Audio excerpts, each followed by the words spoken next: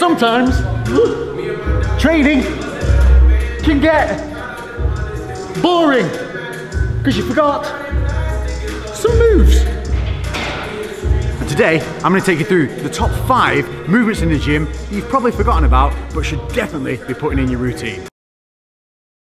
First off, all you're going to need is one of these bumper plates, a dumbbell, and we're going to be doing the goblet squats. Goblet squats are a really simple and versatile movement that allow you to get a lot of depth and a lot of range on a squat to completely and utterly target the quads. This is one about control, close legs, keeping the dumbbell close to the chest. It helps maintain core strength as well as you have to maintain your upright position by keeping your rib cage down, core engaged. We're looking to drive through the heels, stop the feet from rocking, and we're also going to get a nice deep stretch at the bottom. Sometimes adding in a little bit of a bounce if you want to, just to help accentuate that stretch. Then we're firing up through the heels and driving through the hips. 10 to 15 reps. Difference in weight should be the heavier the weight goes, the more the reps come down. This is a great movement for also preserving those knees. If you want big shoulders, you need big rear delts. That won't make them look 3D. And for that, I've got a great exercise that all you're going to need is one of these, an Olympic bar. No idea what these are called, so we're going to call them duck butt raises, because you're going to look like a duck whilst doing it. You're going to keep the bar behind the legs. You're going to bend over, letting your knees bend and keeping a neutral spine. You're going to engage your core, keeping the ribs down. If it helps, take a big breath in, and that's going to help neutralize that spine if you feel like you're wobbling a little bit. Then exhale with the movement. What you're going to do is press from palms to the ceiling with the bar out and behind. Looks a bit weird. You've probably not seen anyone do this in the gym, but I promise you, as long as you stabilize, go slow and drive those palms deep towards the ceiling, keeping your arms just before lockout, you'll find that this really targets the rear delts, plus it also makes you think about that left to right balance, because the moment you feel one side working more than the other, you'll feel that complete imbalance kick through the whole body. So it helps you really realize if you've got one leading side over another, and you're going to be able to help correct it.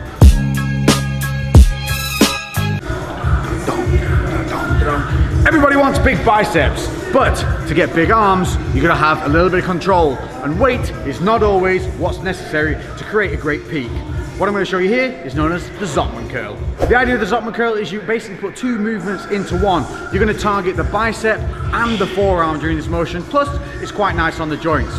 The idea being, you're going to curl up with a standard bicep curl, keeping those shoulders back, chest up, rib cage down.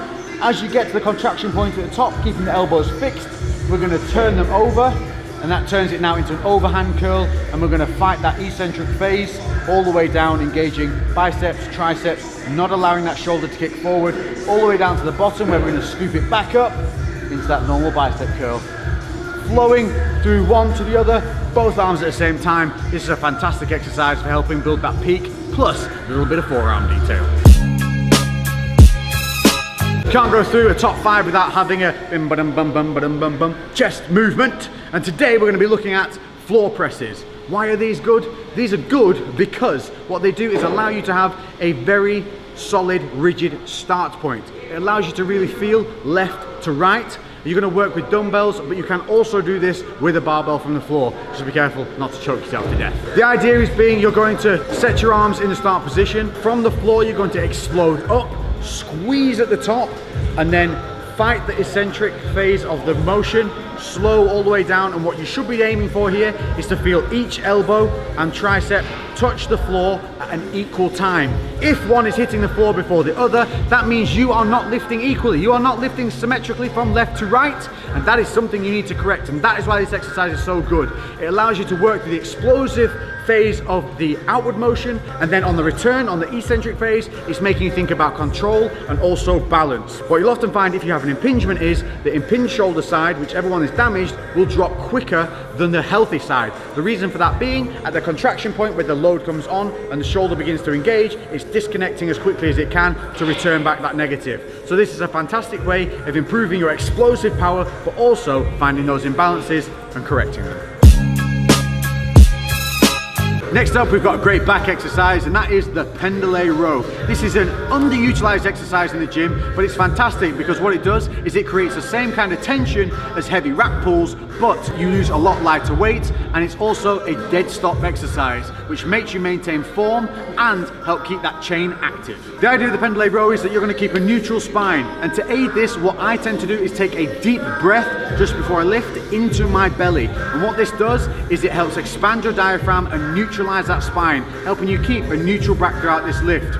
You're going to pull this a little bit like a seal row. So you're not going to pull to the belly button, you're going to pull more towards the sternum or that upper kind of rib cage area. We're going to pull through from the elbows, keeping the back neutral, no swing. This is why the exercise is so much harder. There is zero upper body motion in this, and it is a pure back attack movement. So the pendlay row, one you should definitely be putting into your routine.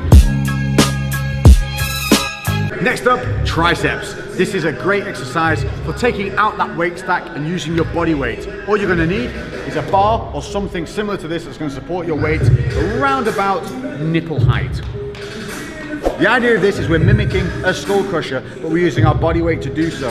But what it also allows us to do, due to the fact that we're flipping the exercise from being on our backs to being on our fronts, we're getting a really deep stretch on that negative.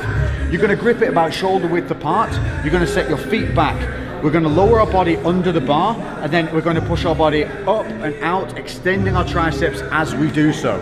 What you want to make sure on this is that you're keeping your elbows tight and you're stopping your butt from kicking up. We want a neutral spine and our glutes engaged to stop those hips kicking back and forward.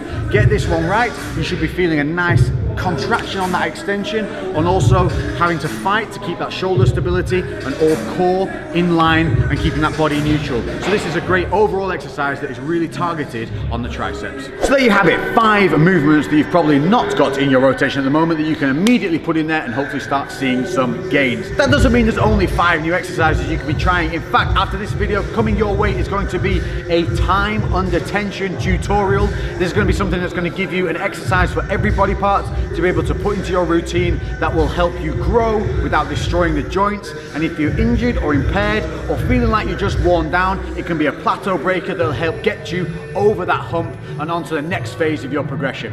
Hope you've enjoyed this video. If you have, give me a thumbs up. Hit me in the comment section with any questions you might have, and I'll float around in there and try and answer them as best I can.